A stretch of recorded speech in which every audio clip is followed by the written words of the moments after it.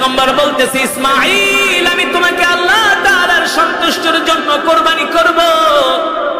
ইসমাঈল আলাইহিস সালাম বলে, বাবা আপনি কোনো চিন্তা করবেন না, আল্লাহ তাআলার পক্ষ থেকে আপনাকে যে নির্দেশ দেওয়া হয়েছে আপনি সেই নির্দেশ বাস্তবায়ন করেন, আপনি আমাকে ধৈর্যশীলদের কাতারে পাবেন।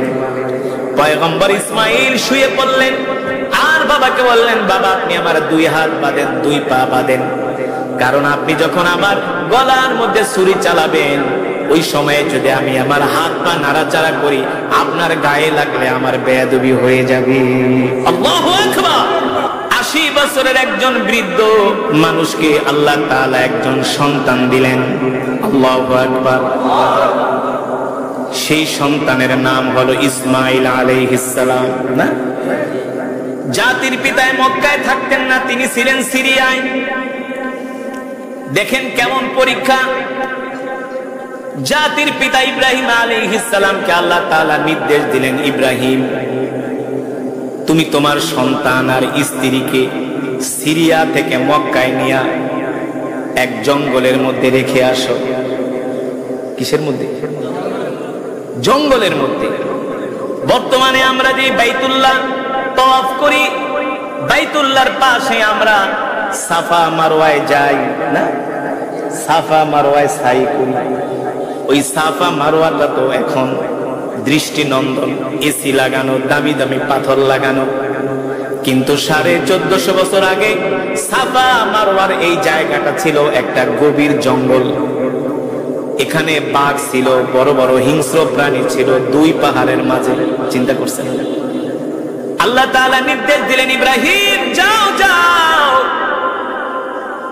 তুমি তোমার সন্তানকে, মাসুম সন্তানকে, মাসুম বাচ্চাকে আর তোমার স্ত্রী হাজেরাকে ওই জঙ্গলের মধ্যে 2 পাহাড়ের মাঝে রেখে আসো। কেমন কঠিন পরীক্ষা। আমরা হইলে আল্লাহ তাআলাকে প্রশ্ন করতাম, আল্লাহ কেন রাইখা আসবো?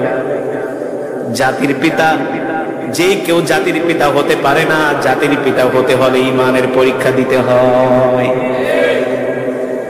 আল্লাহ তাআলা নির্দেশ দিয়েছেন, জাতির পিতা ইব্রাহিম আলাইহিস সালাম আল্লাহ তাআলাকে কোনো প্রশ্ন করে নাই। সিরিয়া থেকে হযরত হাজেরা আলাইহিস সালামকে নিয়ে, ইসমাঈল আলাইহিস সালামকে নিয়ে জাতির পিতা মক্কার উদ্দেশ্যে রওনা দিলেন। এবার 2 পাহাড়ের মাঝে জঙ্গলের মধ্যে পুত্র ইসমাঈল আলাইহিস সালামকে আর হাজেরা আলাইহিস সালামকে 2 জনকে জঙ্গলের মধ্যে রেখে দিয়া বলতেছে, হাজেরা এই জঙ্গলের মধ্যে তুমি তোমার সন্তানকে নিয়ে থাকো, আমি সিরিয়ায় চলে গেলাম। চিন্তা করছেন? কথাটা যত সহজ কিন্তু বিষয়টা তত কঠিন, ঠিক কিনা বলেন? একটা মাসুম বাচ্চাকে নিয়ে হাজেরা আলাইহিস সালাম কি ইব্রাহিম আলাইহিস সালাম জঙ্গলের মধ্যে রাইখা বলে, তোমরা থাকো, আমি সিরিয়ায় চলে গেলাম। পয়গম্বর ইব্রাহিম আলাইহিস সালাম কলিজার টুকরা ছোট সন্তানকে যখন রাইখা জঙ্গলের মধ্যে চলে যায়,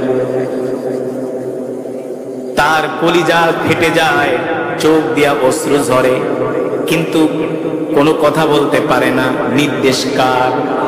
জোরে বলুন, নির্দেশ কার? আল্লাহ তাআলার নির্দেশের সামনে কিভাবে জাতির পিতা মাথা নত করেছেন। আর বর্তমানে জাতির পিতার সন্তানরা ঠিক মতো নামাজই পড়ে না, সুদের ব্যবসা করে। আগেই তো বলেছি, জাতির পিতা যেমন সন্তান হয় তেমন, আর যেমন জাতির পিতা তেমন তার সন্তান। আল্লাহু আকবার।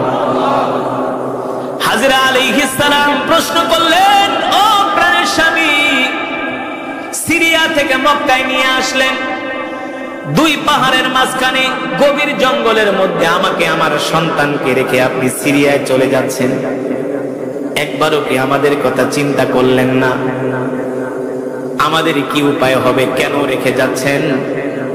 ইব্রাহিম আলাইহিস সালাম আসমানের দিকে আঙ্গুল তুলে বললেন, নির্দেশ কার? জোরে বলুন, নির্দেশ কার? আল্লাহ তাআলার নির্দেশ। যখন তিনি আসমানের দিকে আঙ্গুল তুললেন, হাজেরা আলাইহিস সালাম দ্বিতীয়বার কোনো প্রশ্ন করেন নাই। এ মুসলমান, ও যুবকেরা, আল্লাহ তাআলার বিধানের সামনে, আল্লাহ তাআলার হুকুমের সামনে কিভাবে মাথা নত করেছেন। এবার শিশু মাসুম বাচ্চা ইসমাইল আলাইহিস সালাম হাজেরা আলাইহিস সালামকে রেখে জাতির পিতা ইব্রাহিম আলাইহিস সালাম সিরিয়ায় চলে আসলেন। আল্লাহু আকবার।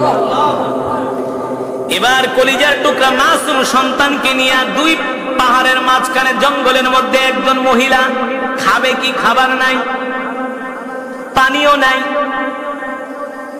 পয়গম্বর ইসমাইল আলাইহিস সালাম ক্ষুধার যন্ত্রণায় পানির পিপাসায় কাতর হয়ে যাচ্ছে। এই দৃশ্য কোনো মা সহ্য করতে পারে না, ঠিক কিনা বলেন?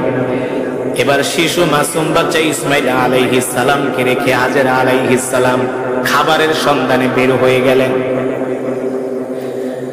পানির সন্ধানে বের হয়ে গেলেন। একবার হাজেরা আলাইহিস সালাম এই পাহাড়ে যায়, আর একবার ওই পাহাড়ে যায়, একবার এই পাহাড়ে যায়, আর একবার ওই পাহাড়ে যায়। হাজেরা আলাইহিস সালাম আসমানের দিকে তাকায় বলে, মালিক, কি ইমানের পরীক্ষায় আমাকে ফেললা? ও মালিক, কিভাবে আমি এই পরীক্ষায় পাশ করব? হাজেরা আলাইহিস সালাম পাগলের মতো দিক বিদিক ছুটতেছে সন্তানের খাবারের জন্য, পানির জন্য। এই যে পাগলের মতো হাজেরা আলাইহিস সালাম ছুটতেছে, এই দৃশ্য আসমানের মালিক, জমিনের মালিক দেখতেছে। আল্লাহু আকবার। আল্লাহ তাআলা ফেরেশতাদেরকে বলে, ফেরেশতারা দেখ দেখ, আমার বান্দি হাজেরাকে আমি পরীক্ষা করতেছি, কিভাবে পরীক্ষায় পাশ করতেছে। দ্বিতীয়বার স্বামীকে প্রশ্ন করে নাই, কেন রেখে গেলা, কিভাবে আমরা থাকবো, কিভাবে আমরা বাঁচবো, আমার হুকুমের সামনে কিভাবে আমার হাজেরা মাথা নত করেছে। আল্লাহু আকবার। হাজেরা আলাইহিস সালাম সন্তানকে রেখে যখন পানির জন্য ছুটাছুটি করে, এইদিকে ভয়, এই জঙ্গলের মধ্যে বড় বড় বাঘ আছে, হিংস্র প্রাণী আছে, নাকি আমার সন্তানকে খেয়ে ফেলে। একবার ওই পাহাড়ের কাছে যায়, আবার দৌড়ায় সন্তানের কাছে আসে। এইভাবে করতে করতে আল্লাহ তাআলা দেখতেছেন তার বান্দি তার সন্তুষ্ট অর্জন করার জন্য কত চেষ্টা করতেছে। দেখেন আল্লাহ তাআলার কি কুদরত, কি নিদর্শন। পয়গম্বর ইসমাইল আলাইহিস সালাম কান্না করতেছে, আর তার ডান পা দিয়া মাটির ভিতরে আঘাত করতেছে। একটা, দুইটা, তিনটা আঘাত করতে করতে তার পায়ের কাছ থেকে পানির ঝর্ণা বের হয়ে গেছে। পানির ঝর্ণা বের হয়ে গেছে। সেই পানি হলো জমজমের পানি, মাউজ জামজাম। জমজমের পানি পৃথিবীর শ্রেষ্ঠ পানি, পৃথিবীর সুপ্রিয় পানি। জমজমের পানির মতো এত পিওর, এত খাঁটি, এত ভিটামিন যুক্ত পুষ্টিকর পানি পৃথিবীতে আর পৃথিবীর যত দামি ব্র্যান্ডের পানি আপনি রাখেন, 1 মাস 2 মাস 1 বছর 2 বছর গেলে পানির ভিতরে একটা আবরণ পড়ে যায়, কালচে ভাব চলে আসে। আমি হজ থেকে একটা জমজমের পানির ছোট একটা বোতল আমি আমার বাসায় মেড সেলফে রেখে দিয়েছি। আজকে 3 বছর হয়ে গেছে, এখনো পর্যন্ত পানির কোনো রং পরিবর্তন। কিয়ামত পর্যন্ত হবে। এটা আল্লাহ তাআলার কুদরতের পানি। কিয়ামত পর্যন্ত পানি বের হবে। প্রতিদিন মিলিয়ন মিলিয়ন ট্রিলিয়ন ট্রিলিয়ন জমজমের পানি কূপ থেকে বের হচ্ছে। বিজ্ঞানীরা গবেষণা করে দেখেছেন, আজ পর্যন্ত তারা জমজমের কূপের কতটুকু পর্যন্ত এটা গভীর, আজ পর্যন্ত তারা রিসার্চ করে বের করতে পারবে কিভাবে? কিভাবে পারবে? পারবে না।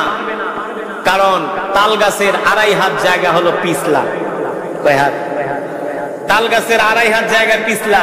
তো পৃথিবীর যতই বিজ্ঞানী বলেন, ওরা 2.5 হাতের বেশি যাইতে পারে না, যেতে পারে না। ওরা এত কিছু আবিষ্কার করে, এত কিছুর আবিষ্কারক, জন্মদাতা, আজ পর্যন্ত ওরা কি প্রথম আসমানের ধারে কাছে যেতে পারছে? কিয়ামত পর্যন্ত পারবে না। ক্ষমতা কার? জোরে বলুন, ক্ষমতা কার? আল্লাহ তাআলার কুদরতে পায়ের নিচ থেকে পানি বের হচ্ছেন, জমজমের পানি। আল্লাহু আকবার। আল্লাহর নবী বলেছেন, কেউ যদি জমজমের পানি আল্লাহ তাআলাকে খালেস নিয়তে রব মেনে ইখলাসের সাথে নিয়ত করে যদি জমজমের পানি পান করে, আল্লাহ তাআলা তার সমস্ত রোগ দূর করে দেয়। জমজমের পানির ভিতরে এমন বরকত আছে, আপনি চাইলে শুধু জমজমের পানি আর খেজুর খায়া সারাদিন কাটাতে পারবেন। আপনার তৃষ্ণা লাগবে না, ক্ষুধার ভাব আসবে না, ক্লান্তি আসবে না। কারণ এই পানি দুনিয়ার কোন সাধারণ পানি নয়, এই পানি হলো আল্লাহ তাআলার বরকতের পানি। ঠিক কিনা বলেন? পয়গম্বর ইসমাঈল আলাইহিস সালামের পায়ের বরকত থেকে জমজমের কূপ, সেখান থেকে পানির ফোয়ারা বের হয়েছে। এই পানি কিয়ামত পর্যন্ত পান করলেও এই পানি শেষ হবে না। আল্লাহ তাআলা বলে, ইব্রাহিম, শুধু তোমার সন্তান ইসমাঈলের বরকতে আমি জমজমের পানি দেই নাই। এ ইব্রাহিম, আমি তোমার সন্তান ইসমাঈল আলাইহিস সালামের মাধ্যমে সারা পৃথিবীর মানুষদেরকে মেসেজ দিতে চাই, সারা পৃথিবীর মানুষদেরকে জানায় দিতে চাই আল্লাহ তাআলার গোলামি কিভাবে করতে হয়, কিভাবে করতে হয়। এবার একটা ফুটফুটে সুন্দর বালক যখন বাবার সাথে হাটে যায়, বাজারে যায়, বাবার সাথে কাজ কর্মে বাবাকে হেল্প করে, বাবাকে সহযোগিতা করে, এমন একটা সময় আল্লাহ তাআলা স্বপ্নের মধ্যে দেখালেন, ইব্রাহিম, তুমি তোমার প্রিয় বস্তুটাকে কোরবানি করে দাও আল্লাহ তাআলার রাস্তায়। জাতির পিতা ইব্রাহিম আলাইহিস সালামের যত সম্পদ ছিল সব সম্পদগুলো আল্লাহর রাস্তায় দান করে দিছে। আল্লাহ তাআলা বলেন, না না না ইব্রাহিম, তুমি তোমার প্রিয় বস্তুটাকে আল্লাহর রাস্তায় কোরবানি করে দাও। জাতির পিতা ইব্রাহিম আলাইহিস সালাম মনে মনে ভাবে, এই দুনিয়াতে আমার কাছে যত সম্পদ ছিল সব সম্পদগুলো আমি আল্লাহ তাআলার রাস্তায় কোরবানি করে দিয়েছি, দান করে দিয়েছি। এখন তো একমাত্র আমার সন্তান ছাড়া আমার কাছে আর কোনো আদরের বস্তু নাই। সন্তানই আমার সম্বল। পয়গম্বর বুঝতে পেরেছেন আল্লাহ তাআলা তার সন্তানকে কোরবানি করার জন্য বলছেন। যারা হজে গিয়েছেন, যেখানে পয়গম্বর ইসমাঈল আলাইহিস সালামকে জবে করার জন্য নিয়ে গেছে একটা পাহাড়ের কাছে, যখন হাজী সাহেবরা মিনা থেকে যখন কঙ্কর মারার জন্য, শয়তানকে কঙ্কর মারার জন্য আসে, ওই জায়গাটা এখনো আছে, ছোট একটা মিনারের মতো। গভীর নির্জন জঙ্গল, গভীর নির্জন জঙ্গল, আশেপাশে কোনো ঘর নাই, বাড়ি নাই। বাইতুল্লাহ থেকে, মক্কা থেকে, কাবা থেকে 10 কিলোমিটার দূরে একটা গভীর জঙ্গলে সন্তানকে নিয়ে আসছে বাবা। কত বড় ঈমানের পরীক্ষা! এবার সন্তানকে নিয়ে এসে বাবা বলতেছে, সন্তান, আমি রাত্রেবেলা স্বপ্ন দেখেছি, আল্লাহ তাআলা আমাকে নির্দেশ দিয়েছে আমি আল্লাহ তাআলার সন্তুষ্টির জন্য তোমাকে আমি জবাই করব, কোরবানি করব। আল্লাহু আকবার। ফাবাশশারনাহু বিগুলামিন হালিম ফালাম্মা বালাগা মাআহু আস-সা'য়া ক্বালা ইয়া বুনাইয়া ইন্নী আরা ফিল মানামি আন্নী আযবাহুকা ফানজুর মাযা তারা ক্বালা ইয়া আবাতি ফাআল মা তু'মার সাতাজিদুনি ইনশাআল্লাহু মিনাস সাবিরিন। আল্লাহু আকবার। পয়গম্বর বলতেছে, ইসমাঈল, আমি তোমাকে আল্লাহ তাআলার সন্তুষ্টির জন্য কোরবানি করব। ইসমাঈল আলাইহিস সালাম বলে, বাবা, আপনি কোনো চিন্তা করবেন না, আল্লাহ তাআলার পক্ষ থেকে আপনাকে যে নির্দেশ দেওয়া হয়েছে আপনি সেই নির্দেশ বাস্তবায়ন করেন, আপনি আমাকে ধৈর্যশীলদের কাতারে পাবেন। পয়গম্বর ইসমাঈল শুয়ে পড়লেন আর বাবাকে বললেন, বাবা, আপনি আমার 2 হাত বাঁধেন, 2 পা বাঁধেন, কারণ আপনি যখন আমার গলার মধ্যে ছুরি চালাবেন ওই সময়ে যদি আমি আমার হাত পা নাড়াচাড়া করি আপনার গায়ে লাগলে আমার বেয়াদবি হয়ে যাবে। আল্লাহু আকবার। কত বড় ঈমানের পরীক্ষা, কত বড় ঈমানের পরীক্ষা! সেইখানে যদি আল্লাহ তাআলা নির্দেশ দিত চূড়ান্ত পর্যায়ে যে জবাই করো, আসলে জবাই করার উদ্দেশ্য ছিল না, ইব্রাহিম আলাইহিস সালামের ঈমানের পাওয়ার পরীক্ষা করার উদ্দেশ্য ছিল।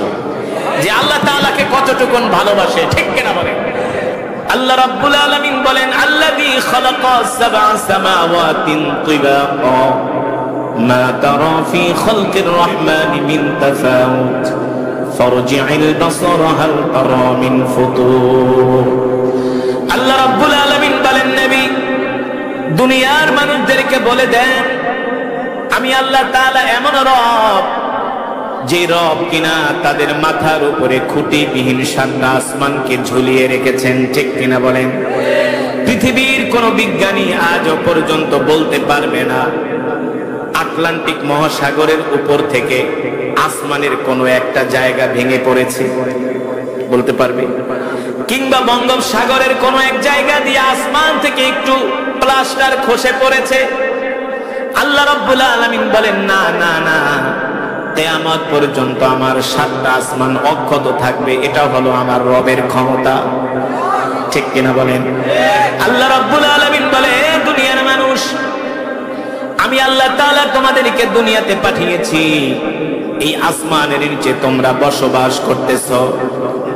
তোমরা ভেবো না আমি আল্লাহ তোমাদেরকে দুনিয়াতে এমনি এমনি পাঠাইছি, না না না, আমি আল্লাহ তোমাদেরকে দুনিয়াতে এমনি এমনি পাঠাই নাই। আমি আল্লাহ তোমাদেরকে দুনিয়াতে পাঠানোর পিছনে আমার উদ্দেশ্য রয়েছে। আল্লাহ রাব্বুল আলামিন বলেন কি উদ্দেশ্য? আমি আল্লাহ তোমাদেরকে দুনিয়াতে পাঠিয়েছি আমার গোলামি করার জন্য, ঠিক কিনা বলেন? কার গোলামি? আল্লাহ তাআলা বলেন আমার গোলামি করার জন্য আমি তোমাদেরকে দুনিয়াতে পাঠিয়েছি। শুধু আমি আল্লাহ তোমাদেরকে দুনিয়াতে গোলামি করার জন্যই পাঠাই নাই, আমি রব মাঝে মাঝে তোমাদেরকে কিছু পরীক্ষা করব, পরীক্ষা করে আমি দেখব তোমাদের ঈমানের শক্তি কতটুকু আছে।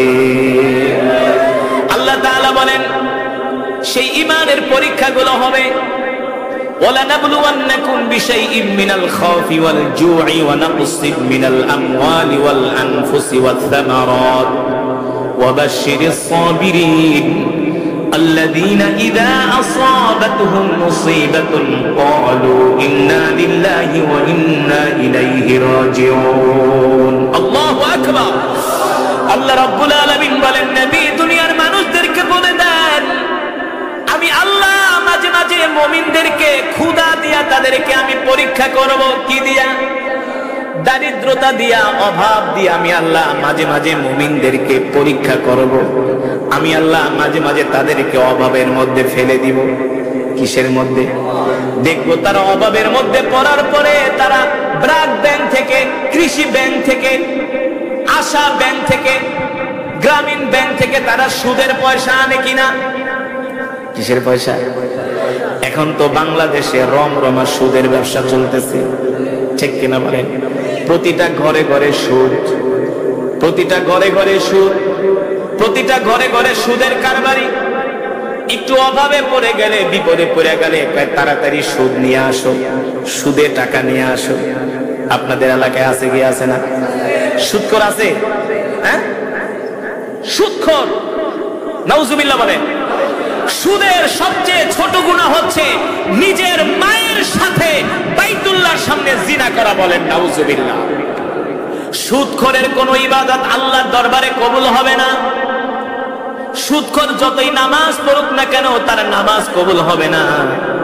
সুদখোর যতই মসজিদ বানাক না কেন মসজিদ বানায় কোনো লাভ নাই। সুদের টাকা দিয়া হজ করলে তার হজ কবুল হবে না। সুদের টাকা দিয়া কোরবানি দিলেও তার কোরবানি কবুল হবে না। ঠিক কিনা বলেন? আল্লাহ রাব্বুল আলামিন বলেন নবী আমি আল্লাহ শুধু তাদেরকে অভাব দিয়েই পরীক্ষা করব না। ওয়ালানাবলুওয়ান্নাকুম বিশাইইম মিনাল খাউফি ওয়াল জু', আমি আল্লাহ ক্ষুধা দিয়া পরীক্ষা করব। আমি আল্লাহ তাদের ক্ষেতের ফসলগুলো নষ্ট করে দিব। শুধু ক্ষেতের ফসল না, আমি আল্লাহ তাদের সন্তানকে দুনিয়ার জমিন থেকে নিয়ে নিব। দুনিয়াতে এমন আছে কি আছে না? এক বাবার এক পুত না, বাচ্চাটা কেবল 4-5 বছর বয়স হয়েছে, বাবার সাথে মায়ের সাথে একটা গভীর সম্পর্ক, সেই সময় আল্লাহ দুনিয়া থেকে নিয়ে গেছে। এমন পরীক্ষা আল্লাহ করেন কি করেন না? যখন এমন পরীক্ষার মধ্যে দুর্বল ইমানের মুসলমানরা পতিত হয়, তখন তারা আল্লাহ তাআলাকে দোষারোপ করে, নাউজুবিল্লাহ, বলে আল্লাহ তুমি কি আমাকেই দেখলা?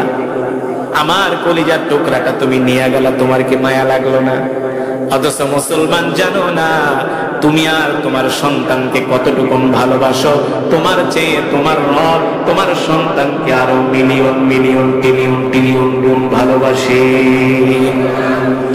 আল্লাহ রাব্বুল আলামিন সেই কথাই কোরআনুল কারীমের মধ্যে বলছেন, আমি আল্লাহ তোমাদেরকে মাঝে মাঝে পরীক্ষা করব, পরীক্ষার মধ্যে আমি আল্লাহ তোমাদেরকে পতিত করব, কারণ আমি আল্লাহ দেখব তোমাদের ঈমানের পাওয়ার কতটুকু আছে। ঠিক কিনা বলেন? আমাদের জাতির পিতা নাম কি? জোরে বলেন। মুসলমানের জাতির পিতার নাম হলো ইব্রাহিম আলাইহিস সালাম। ঠিক কিনা বলেন? ইব্রাহিম আলাইহিস সালাম ছাড়া দ্বিতীয় কেউ মুসলমানের জাতির পিতা হতে পারে না। ইব্রাহিম আলাইহিস সালাম ছাড়া কেউ মুসলমানের জাতির পিতা হতে পারে না, শয়তানের পিতা হতে পারে। ঠিক কিনা বলেন? যে কাউকে জাতির পিতা বানায় দেয়। জাতির পিতা হওয়া কি এত সোজা নাকি? হ্যাঁ, জাতির পিতা হওয়া কি এত সোজা নাকি? জনগণের ঘাড়ের উপরে জোর করে জাতির পিতাকে চাপিয়ে দেওয়া যায়। আসলে জাতির পিতার জুতার ধুলি কমান সমানও তার যোগ্যতা হয় না। ঠিক কিনা বলে? আমরা সেই জাতির পিতার সন্তান। আমাদের পিতা, আমাদের আব্বা হচ্ছে হযরত ইব্রাহিম আলাইহিস সালাম। কেমন ছিলেন আমাদের জাতির পিতা? কেমন ছিলেন? বর্তমানে আমাদের পিতাদেরকে তো ক্ষমতার লোভ দেখাইলে গণেশ উল্টে যায়। ঠিক কিনা বলেন? কিন্তু আমাদের জাতির পিতা কেমন জাতির পিতা ছিলেন? নমরুদ অগ্নিকুণ্ডের মধ্যে জাতির পিতাকে নিক্ষেপ করছে না? জাতির পিতা কি বলেছিলেন? আমাদের পিতা, আমাদের আব্বা কি বলেছিলেন? এ নমরুদ, আমার রব যদি না চায় তুই আমার একটা পশমও পড়তে পারবি না। ঠিক কিনা বলেন? কেমন ছিলেন আমাদের জাতির পিতা, যিনি অগ্নিকুণ্ডের মধ্যে থেকেও নমরুদের বিরুদ্ধে হুঙ্কার দিয়েছে। সেই জাতির পিতার সন্তান হলাম আমরা। হ্যাঁ, আর যে কাউকে আমরা জাতির পিতা বানাই, তো জাতির পিতাও যেমন জাতির সন্তান গুলাও এমন। হ্যাঁ, যেমন পিতা তেমনই তো সন্তান। কারণ আম গাছ থেকে কখনো কাঁঠাল হয় না। গাছ যেমন হয়, যারা জাতির পিতার সন্তান হয় তারা আল্লাহ ছাড়া কারো সামনে মাথা নত করে না। যারা জাতির পিতার সন্তান হয় তারা হক কথা বলতে দ্বিধা করে না। যারা জাতির পিতার সন্তান হয় তারা কোরআনের কথা বলতে যে কারো রক্তচক্ষুকে ভয় করে না। ঠিক কিনা বলে? আর বর্তমানে জাতির পিতার সন্তানরা সব হলো সুদখোর আর ঘুষখোর। হ্যাঁ, টেন্ডারবাজ, জমি দখলকারী, চাঁদাবাজ। কিন্তু জাতির পিতার সন্তানরা কি এই সমস্ত অন্যায় কাজ করতে পারে? কেমন ছিলেন জাতির পিতা? কেমন ছিলেন বাবা? যেমন বাবা তেমন তার সন্তান না? জাতির পিতার সন্তান হয় না, জাতির পিতার সন্তান হয় না। আব্বাজানের বয়স, পিতার বয়স 80 বছর হয়ে গেছে। একটা সন্তানের জন্য বাবা পাগল পাড়া হয়ে গেছে। আল্লাহ তাআলার কাছে দোয়া করলেন, রব আমাকে একটি সন্তান দেন। 80 বছরের একজন বৃদ্ধ মানুষকে আল্লাহ তাআলা একজন সন্তান দিলেন। আল্লাহু আকবার। সেই সন্তানের নাম হলো ইসমাঈল আলাইহিস সালাম না? জাতির পিতায় মক্কায় থাকতেন না, তিনি ছিলেন সিরিয়ায়। দেখেন কেমন পরীক্ষা। জাতির পিতা ইব্রাহিম আলাইহিস সালামকে আল্লাহ তাআলা নির্দেশ দিলেন, ইব্রাহিম তুমি তোমার সন্তান আর স্ত্রীকে সিরিয়া থেকে মক্কায় নিয়ে এক জঙ্গলের মধ্যে রেখে আসো। কিসের মধ্যে? জঙ্গলের মধ্যে। বর্তমানে আমরা যে বাইতুল্লাহ তওয়াফ করি, বাইতুল্লাহর পাশে আমরা সাফা মারওয়ায় যাই না? সাফা মারওয়ায় সাই করি। ওই সাফা মারওয়াটা তো এখন দৃষ্টিনন্দন, এসি লাগানো, দামি দামি পাথর লাগানো, কিন্তু 1450 বছর আগে সাফা মারওয়ার এই জায়গাটা ছিল একটা গভীর জঙ্গল। এখানে বাঘ ছিল, বড় বড় হিংস্র প্রাণী ছিল, দুই পাহাড়ের মাঝে। চিন্তা করছেন? আল্লাহ তাআলা নির্দেশ দিলেন, ইব্রাহিম যাও যাও,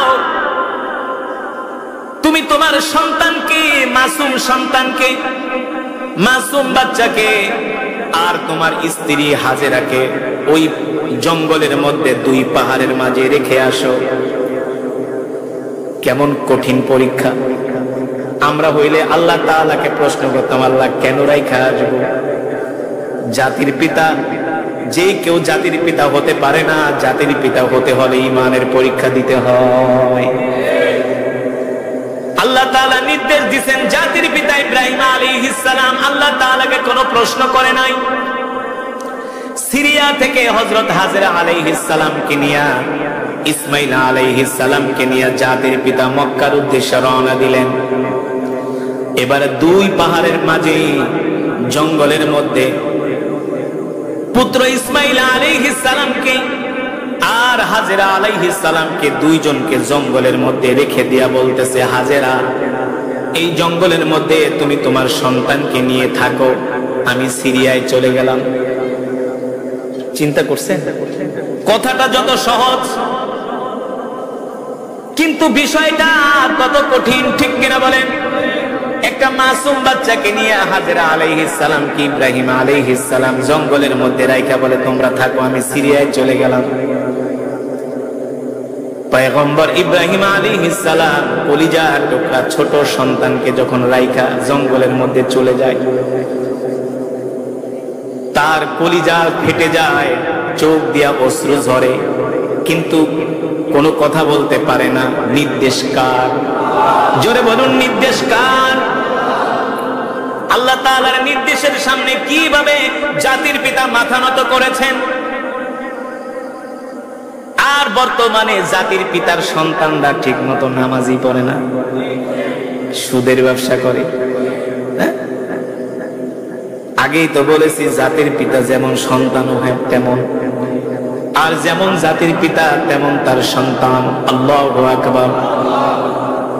হাজেরা আলাইহিস সালাম প্রশ্ন করলেন, ও প্রাণের স্বামী, সিরিয়া থেকে মক্কায় নিয়ে আসলেন, দুই পাহাড়ের মাঝখানে গভীর জঙ্গলের মধ্যে আমাকে, আমার সন্তানকে রেখে আপনি সিরিয়ায় চলে যাচ্ছেন, একবারও কি আমাদের কথা চিন্তা করলেন না? আমাদের কি উপায় হবে? কেন রেখে যাচ্ছেন? ইব্রাহিম আলাইহিস সালাম আসমানের দিকে আঙ্গুল তুলে বললেন, নির্দেশ কার? জোরে বলুন, নির্দেশ কার? আল্লাহ তাআলার নির্দেশ। যখন তিনি আসমানের দিকে আঙ্গুল তুললেন, হাজেরা আলাইহিস সালাম দ্বিতীয়বার কোনো প্রশ্ন করেন নাই। এ মুসলমান, ও যুবকেরা, আল্লাহ তাআলার বিধানের সামনে, আল্লাহ তাআলার হুকুমের সামনে কিভাবে মাথা নত করেছেন। আজকে আমরা সেই পয়গম্বর, জাতির পিতার সন্তান, আজকে আমরা ঠিক মতো নামাজ পড়ি না, আল্লাহর কোরআন পড়ি না, আল্লাহর দ্বীন মানি না। না, আল্লাহর দ্বীন মানি না। মসজিদে মুসল্লি খুঁজে পাওয়া যায় না, কোরআন তেলাওয়াত করার জন্য মুসলমান খুঁজে পাওয়া যায় না। অথচ আল্লাহ তাআলা বলছেন, ওয়াদাল্লাহুল্লাযীনা আমানু মিনকুম ওয়া আমিলুস সালিহাত, আমি আল্লাহ তোমাদেরকে যে কোরআন দিয়েছি, এই কোরআন অনুযায়ী যদি তোমাদের জীবনকে পরিচালনা করো, তোমাদের রাষ্ট্রকে পরিচালনা করো, তোমাদের সমাজকে পরিচালনা করো, আমি আল্লাহ আসমান থেকে, জমিন থেকে তোমাদের জন্য বরকত বের করে দেব। কিন্তু আমরা কোরআন অনুযায়ী চলবো তো দূরের কথা, বর্তমানে আমরা কোরআনের বিরুদ্ধে অবস্থান নিয়েছি।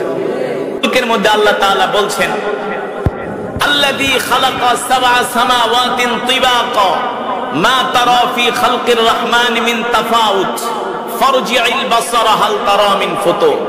নবী, আপনি দুনিয়ার মুনাফিকদেরকে বলেন, নাফরমানদেরকে বলে দেন, তারা কিভাবে আমার একাত্মবাদকে অস্বীকার করে, আমি রব এটা কিভাবে তারা অস্বীকার করে।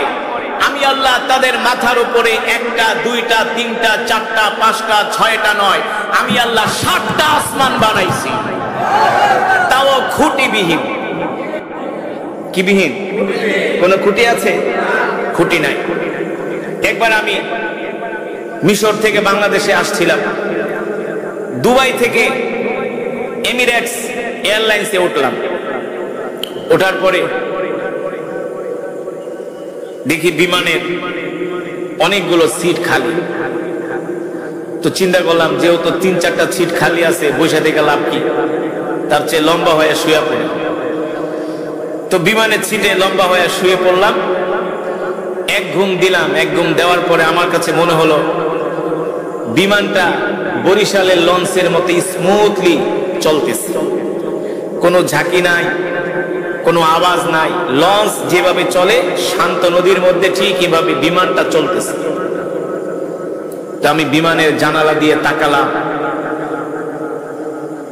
সূর্যের আলো দেখতে পেলাম। কোরআনুল কারীমের এই আয়াতের কথা মনে পড়ে গেল যে আমার রব তো বলেছেন, নবী অবিশ্বাসীদেরকে বলে দেন তারা কিভাবে আমার রবকে অস্বীকার করে, আমার একাত্মবাদকে অস্বীকার করে। আমি তো সেই রব যে রব কিনা তাদের মাথার উপরে একটা না, দুইটা না, তিনটা না, চারটা না, পাঁচটা না, ছয়টা না, খুঁটিবিহীন আমি আল্লাহ 7টা আসমান বানাইছি। কয়টা? 7টা। কোরআনুল কারীমের আয়াতের কথা চিন্তা করতে গিয়ে আমার চোখ দিয়ে ঝরঝর করে পানি পড়তেছে। যেই রব খুঁটিবিহীন 7টা আসমান বানাইতে পারে, ওই রব না কত বড়, ওই রবের ক্ষমতা না কত বড়, ঠিক কিনা বলেন? বিশাল এই সাম্রাজ্যের মালিক মহান রব্বুল আলামিন। তো আমি চিন্তা করলাম যে আল্লাহ তাআলা এই আসমানগুলো যদি খুঁটি দিয়া বানাইতেন, কি দিয়া? এই যে প্যান্ডেলের নিচে আপনারা বসছেন, কতগুলো বাঁশ দিয়ে খুঁটি বানানো হয়েছে, হ্যাঁ? কতগুলো বাঁশ দিয়ে খুঁটি বানানো হয়েছে। এই খুঁটিগুলো যদি না থাকতো, এই প্যান্ডেলটা এখানে টানানো সম্ভব হতো? হতো না। তো চিন্তা করলাম, যদি আল্লাহ তাআলা খুঁটিবিহীন 7টা আসমান বানিয়েছেন, তো আমার মনে পড়ে গেল যে আমাদের পদ্মা সেতুর কথা। যখন পদ্মা সেতুর কাজ হচ্ছিল, পিলারগুলো যখন বানাচ্ছিল, তখন মাঝে মাঝে ফেরি যে পদ্মা সেতুর পিলারের মধ্যে ধাক্কা লাগতো, ঠিক না? এই কারণে সাময়িক সময়ের জন্য ফেরি চলাচল বন্ধ করে দিয়েছিল, অথবা অন্য দিক দিয়ে ফেরির রাস্তাটাকে ডাইভার্ট করা হয়েছিল। তো আমি মনে মনে চিন্তা করলাম, আমার রব যদি আসমানের মধ্যে খুঁটি দিত, খাম্বা দিত, পিলার দিত, তাহলে এই আসমানের নিচ দিয়ে পৃথিবীর কোন বিমান চলাচল করতে পারত না। পারত? কারণ এক একটা বিমান যে আসমানের পিলারের সাথে ধাক্কা লেগে বিমান ক্রাশ করত, বিমান অ্যাক্সিডেন্ট করত, ঠিক কিনা বলেন? বাস, প্রাইভেট কারে আর কত মানুষ যাতায়াত করে সারা পৃথিবীতে। 700 কোটি মানুষের মধ্যে একটা পরিসংখ্যানে দেখা গেছে প্রায় 3 থেকে 350 কোটি মানুষ প্রতি বছর বিমানে যাতায়াত করে। এই যে দেখেন হজ হচ্ছে, প্রায় সারা পৃথিবী থেকে 20 থেকে 25 লক্ষ মুসলমান শুধু হজের সফরে যাচ্ছে। হ্যাঁ, হজ তো আছে, ওমরা প্রতি বছর প্রতিদিন ওমরায় লক্ষ লক্ষ মানুষ মক্কাতুল মুকাররমা মদিনাতুল মুনাওয়ারা যাচ্ছে। সারা পৃথিবীর সবচেয়ে বড় বাণিজ্য হয় বিমানের মাধ্যমে। কিসের মাধ্যমে? আপনি যদি গুগলে ঢোকেন, রাত্রিবেলা দেখবেন হাজার হাজার ঝাঁকে ঝাঁকে বিমান আকাশ দিয়া উঠতেছে। তো আসমানে যদি এই পিলার গুলো থাকতো, বিমানগুলো চলতে পারতো? চলতে পারতো? আল্লাহু আকবার বলবেন না? জোরে বলেন আল্লাহু আকবার। ঠিক কিনা বলেন? কিসের বিরুদ্ধে? কোরআনের বিরুদ্ধে। বর্তমান সরকার তিনি যখন ক্ষমতায় আসলেন, আমরা তাকে সাধুবাদ জানাইছিলাম যে ঠিক আছে, 16 বছরের যন্ত্রণা থেকে যেহেতু আপনি ক্ষমতায় আসছেন, দেশটা ভালো করে চালান। এখন তো আমাদের কাছে মনে হচ্ছে এতদিন ছিলাম আমরা শিয়ালের মুখে, এখন পড়ে গেছি বাঘের মুখে। কারণ ডক্টর ইউনূস এমন একটি আইন পাশ করতে যাচ্ছে বাংলাদেশে, যেটাকে বলা হয় নারী নীতিমালা। নারী নীতিমালার মধ্যে কি আছে? বর্তমানে কিছু নারী তারা নিজেদের অধিকার চাচ্ছে। কি অধিকার? বাংলাদেশের পুরুষরা নাকি নারীদেরকে তাদের অধিকার দেয় না, আমরা নাকি তাদের অধিকার দেই না। এত কষ্ট করি মহিলাদের জন্য, কথা বলে না? সকাল 6টায় কাজে যায়, রাত 12টা বাজে আসে, দুপুরের ভাতটাও ঠিক মতো খায় না, তাও নাকি আমরা তাদের অধিকার। নিজে ছিঁড়া কাপড় পরা স্ত্রী সন্তানকে ভালো কাপড় পরাই, কথা বলে না? আপনারা পরান না? ভালো একটা জিনিস নিজে না খেয়ে পকেটে করে স্ত্রী সন্তানের জন্য নিয়ে আসি, তারপরও নাকি আমরা নারীর অধিকার দেই না। ডক্টর ইউনূস বলতেছে এখন কি কি প্রয়োজন? নারীর অধিকার লাগবে। কি লাগবে? নারীর অধিকার লাগবে। কিভাবে কিভাবে লাগবে? পুরুষ যদি বিয়ে করে 4টা, মহিলাও নাকি 4টা বিয়ে করতে হবে। এখন আবার মহিলাদের স্লোগান, আমার দেহ আমি দিব, যাকে খুশি তাকে দিব। এগুলো নাকি নারীর অধিকার। শুধু এখানেই শেষ না, সম্পত্তিতে নারীদেরকে সমান ভাগ দিতে হবে। আপনার বাবার সম্পত্তি আপনি যতটুকুন সম্পত্তির ভাগ পাবেন, আপনার বোনও ততটুকুন সম্পত্তির ভাগ পাবে। এটা বলতেছে ওরা। অথচ আল্লাহ তাআলা কোরআনুল কারীমের মধ্যে বলছেন যে না, ইউসিকুমুল্লাহু ফি আওলাদিকুম লিয-যাকারি মিসলু হাযযিল উনসায়াইন। আল্লাহ তাআলা এখানে কিভাবে সম্পদের ভাগ করতে হবে সেটা আল্লাহ তাআলা কোরআনে বলে দিয়েছেন। দুইজন নারীর সমান একজন পুরুষ সম্পদের ভাগ পাবে। দুইজন নারী যতটুকুন পাবে একজন পুরুষ ততটুকুন পাবে। দুইজন বোন যতটুকুন সম্পদ পাবে একজন ভাই ততটুকুন সম্পদ পাবে। দেখেন, একজন পুরুষ শুধু বাবার সম্পত্তির ভাগ পায়, আর একজন মহিলা সে যদি হয় মা, সে যদি হয় মা, তাহলে তার সন্তান তার ভরণ পোষণের দায়িত্ব নেয়। কথা বলেন, আমরা আমাদের মায়ের যত টোটাল খরচ আছে এটা আমরা বহন করে কি করি না? তার কাপড় চোপড়, পোশাক, তার চিকিৎসা, তার খাওয়া দাওয়া, অল এভরিথিং যা প্রয়োজন আমরা সন্তান হিসাবে মায়ের দায়িত্ব পালন করি কি করি না? আবার এই মাই যদি হয় স্ত্রী, একজন নারী যদি হয় স্ত্রী, সেই স্ত্রীকেও তো স্বামী তার ভরণ পোষণের দায়িত্ব পালন করে। স্বামী মারা যাওয়ার পরে স্ত্রী স্বামীর সম্পত্তির ভাগ পায়, তাই কি পায় না? স্বামী মারা যাওয়ার পরে স্ত্রী সম্পত্তির ভাগ পায়। আবার স্বামী স্ত্রী যদি হয় বোন, একজন মহিলা যদি হয় বোন, সেও কিন্তু তার ভাই তাকে পড়াশোনা করায়, পড়াশুনো করিয়ে একটা পর্যায়ে যে তাকে একজন ভালো স্বামীর হাতে তুলে দেয়। অর্থাৎ বোন হলেও ভাইয়ের থেকে তার ভরণ পোষণ পাচ্ছে, মা হলে সন্তানের থেকে তার ভরণ পোষণ পাচ্ছে, স্ত্রী হলেও তার স্বামীর থেকে, তার মানে সে 3 দিক থেকে পাইতেছে। আর আমরা গাদার খাটনি খাইটা এত কষ্ট কইরা বাবার সম্পত্তির ভাগ পাই, সেখানেও নাকি আমরা বেশি সম্পদ নিয়ে যাই।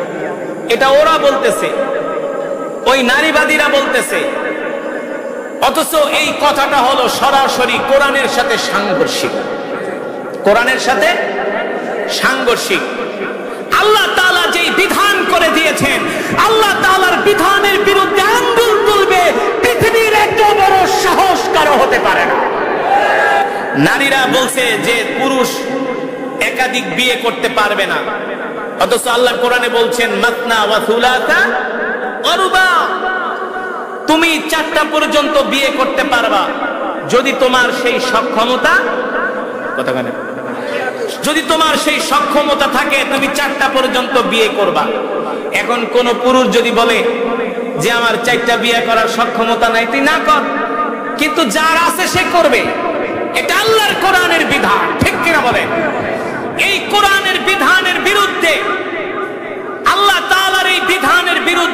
কথা বলো, আল্লাহর কোরআনের বিরুদ্ধে সরাসরি আঙ্গুল তোলা। ঠিক কিনা বলেন? আমাদের সৃষ্টি করেছেন কি? আল্লাহ তাআলা। এখন বলেন, আল্লাহ কেন 4টা বিয়ে পুরুষের জন্য আল্লাহ তাআলা বলল যে হ্যাঁ তোমরা 4টা বিয়ে করতে পারবা, 4টা পর্যন্ত কেন বলল? পুরুষের প্রয়োজন আছে দেখেই তো বলছে। আল্লাহ যে তার বান্দাকে সৃষ্টি করছে, আল্লাহ তাআলা কি জানে না তার বান্দার কি দরকার? কথা বলেন, জানে কি জানে না? আজকে সমাজের মধ্যে বিয়ে কঠিন করা হচ্ছে আর জিনাকে সহজ করা হচ্ছে। আমি দেশের বাইরে অনেক দেশে যাই। একবার থাইল্যান্ডের ইয়ালাতে একটা প্রোগ্রাম ছিল, প্রোগ্রাম শেষ করে বাংলাদেশে আসব, তো ব্যাংককে আসলাম। ব্যাংককে আসার পরে বাংলাদেশের অনেক নামকরা একজন শিল্পপতি দেখি উনি হাফ প্যান্ট পরা মহিলা একটা লইয়া ব্যাংককের রাস্তা দিয়ে ঘুরতেছে। আমি তো দেখা ভাইজান, ভাই ভাই ভাই আপনি আপনি ব্যাংককে কই থেকে আসলেন? আমি বলি আমার তো প্রোগ্রাম ছিল ইয়ালাতে, আমি আগামীকালকে দেশে চলে যাব, ঢাকায় চলে যাব, আজকে ব্যাংকক হোটেলে থাকবো, সকালে এয়ারপোর্ট যাব। তো হাফ প্যান্ট পরে ঘুরতেছেন, সাথে কি? ভাই ভাই ভাই ভাই এই কথা বলেন না কেন? আসলে ওনার সাথে যে আছে এটা ওনার স্ত্রী না, এটা হলো ওনার বান্ধবী। ঘরে স্ত্রী রেখে বান্ধবীকে নিয়ে ব্যাংকক যায়, থাইল্যান্ডে যায়, মালয়েশিয়া যায়, সিঙ্গাপুর যায়, আমেরিকায় যায়। ঠিক কিনা বলেন? তুমি যাতে ঘরের ভিতরে তোমার স্ত্রীকে রাখা পর নারীকে নিয়ে যাতে তুমি জিনা না করো, তোমার যদি প্রয়োজন হয় 1টা 2টা 3টা 4টা পর্যন্ত তুমি হালাল ভাবে বিবাহ করো।